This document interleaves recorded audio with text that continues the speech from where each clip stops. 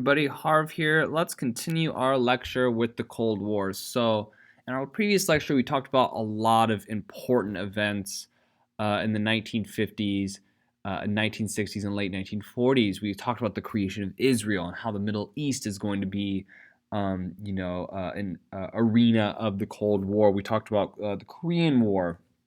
We talked about the Cuban Missile Crisis. And we left off with the Cuban Missile Crisis, which was considered really, and is considered by many historians to be really like the apex and the highest point of tension between the United States, the West, and the East, the Soviet Union. Now we're going to enter a new phase with the Brezhnev era. Khrushchev can never really recover from the failure of the Cuban Missile Crisis. He's going to be kicked out, and we are going to see Kosygin become the new premier and Brezhnev be the party secretary. And Brezhnev was really influential and really the person who was calling the shots. Now, we're going to see during Brezhnev's tenure the Prague Spring, where we start to see some Eastern European countries, especially Czechoslovakia, try to kind of shake off the chains a little bit of Soviet control. And that really did not fly with Brezhnev. And simply, we're going to see Russian Soviet forces take out the Dubček, the communist leader, that liberal communist leader, and put their own leader who will obey the Soviet Union in charge.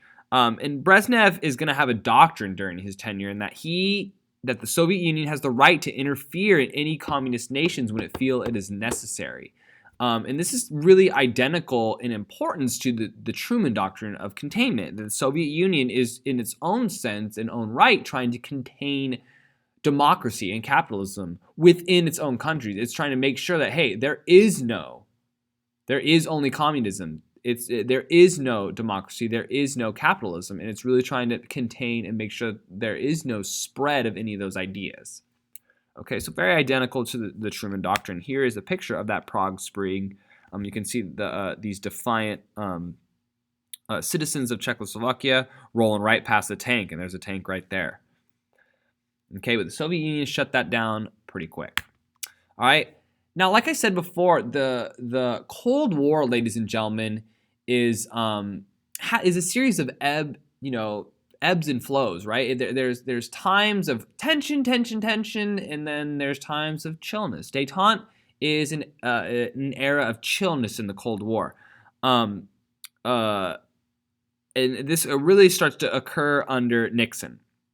Now, one of the reasons why Nixon is going to, pursue this chill policies, there was a lot going on the domestic front of the United States. You'll learn more about that later. Watergate is going to be going on, and the Vietnam War, and so Nixon's going to try to pursue like a different avenue of chillness with the Soviet Union. That's called Détente. He and Brezhnev are going to conclude agreements on trade and start to reduce nuclear arms. And this Détente is going to continue under Ford. Ford is a really influential president. You'll learn more about him next year in APUSH, but he's going to be someone who he pardons Nixon for some of the crimes. And Ford is going to continue to try to, chill relations between the Soviet Union and the United States and the West and the East. And they're going to sign the Helsinki Accord, which recognized the Soviet sphere of influence as long as human rights were protected. Carter is going to, continue to try to facilitate cool relations between the two countries, but we're going to see the Cold War kind of heat up again as the Soviet Union pursued, different, foreign policy maneuvers in all around the world, in Africa, Latin America, and Asia, and the Middle East. Okay. Now, the invasion of Afghanistan is a really important point in the Cold War because this really this is going to be the Soviets' Vietnam. We haven't talked about Vietnam yet. I want to talk about it in the context of decolonization because it really starts with French decolonization. But the Soviets are going to have their own version of Vietnam in Afghanistan.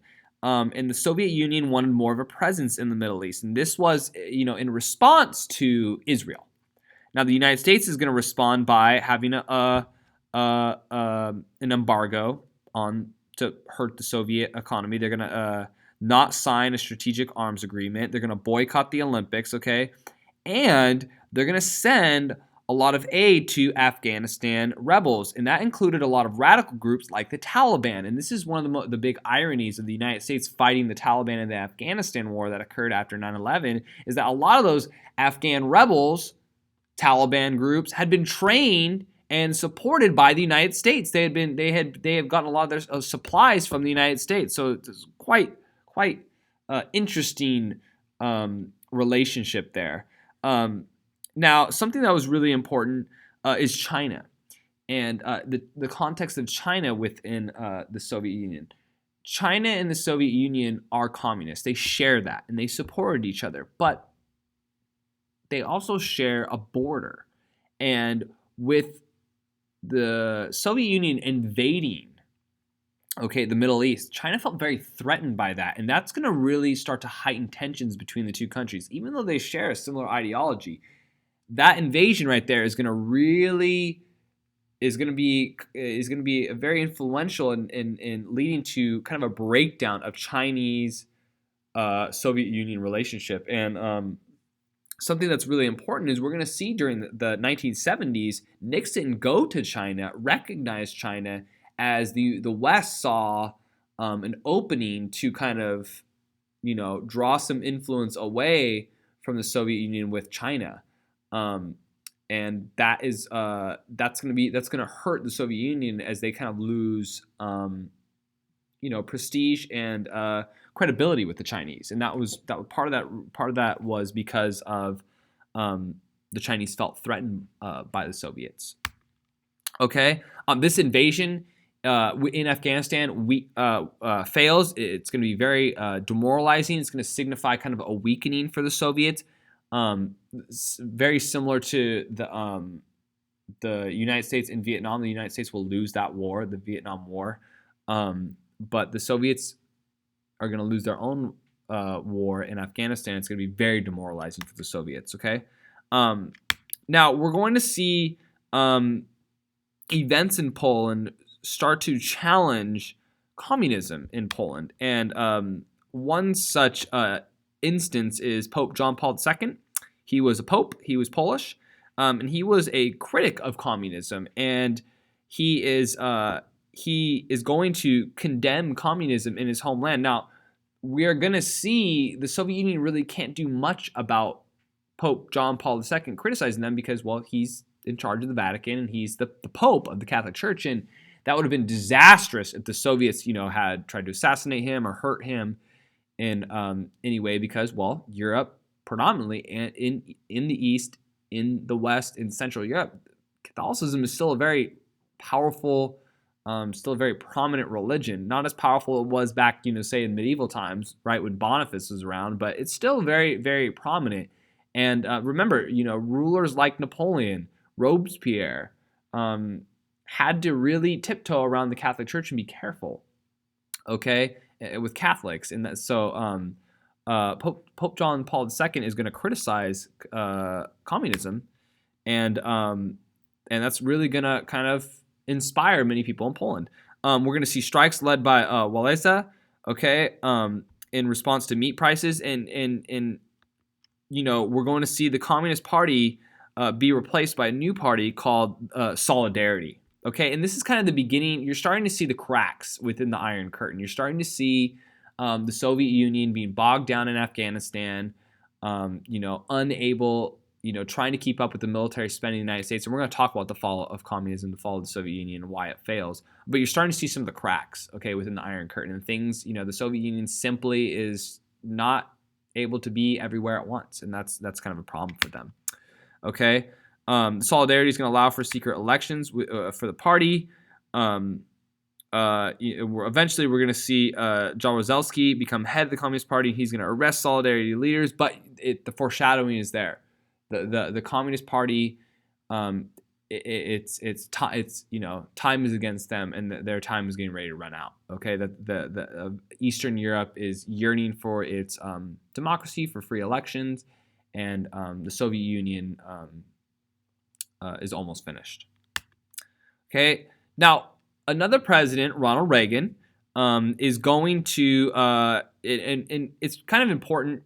It's more important for APUSH next year, but you can see that the Cold War, ladies and gentlemen, is going to go through numerous presidents of the United States, and not in any particular order, but you have Truman, right? Kennedy, Nixon, Eisenhower, LBJ,